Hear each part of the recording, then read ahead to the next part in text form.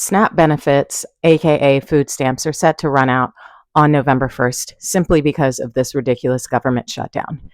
If you're new here, my name is Zakia Young and I'm your favorite suburban black girl. And here's what I'm concerned about today. You have a lot of people who have these misconceived notions about what poverty looks like.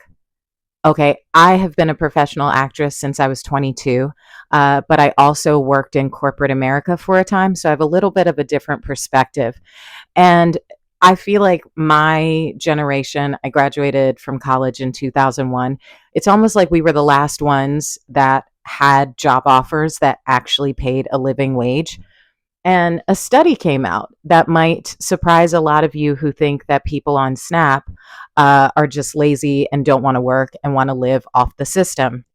According to a study recently put out by the National Low Income Housing Coalition, anybody working 40 hours a week at minimum wage will not be able to cover a two-bedroom rental in any US state.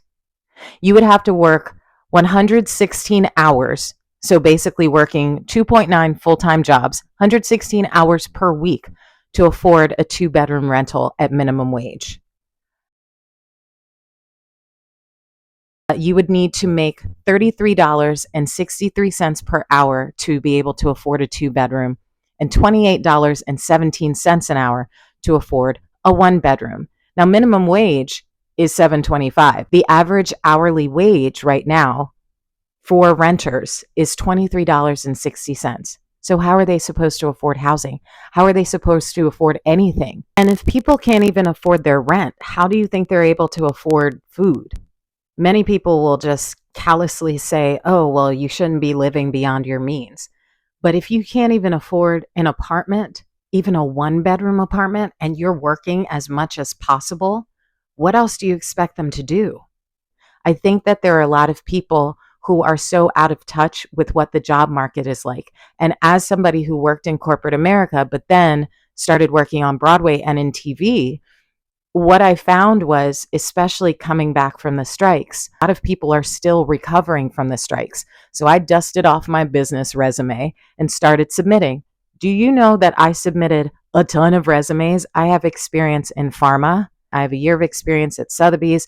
I had 3 years of experience as a legal secretary, and I could not even get a second interview. And the hourly rates they were offering were laughable.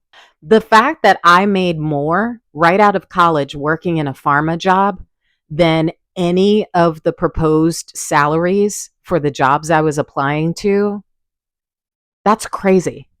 So before you judge the people who are receiving SNAP benefits and who are really stressed out, take a step back and actually look at the job market. If you are fortunate enough to have gotten one of those last good old jobs that you can keep for a lifetime, amazing.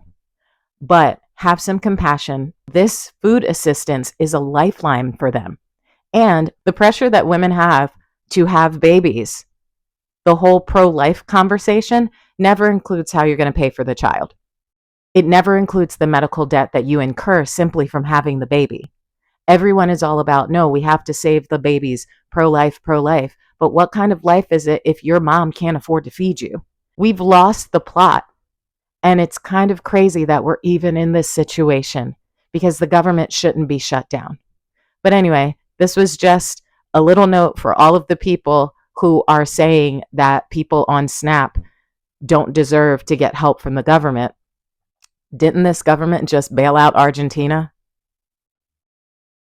So it's not that you don't think the government should help people. You just don't think the government should help people who have less money than you because somehow they're less deserving.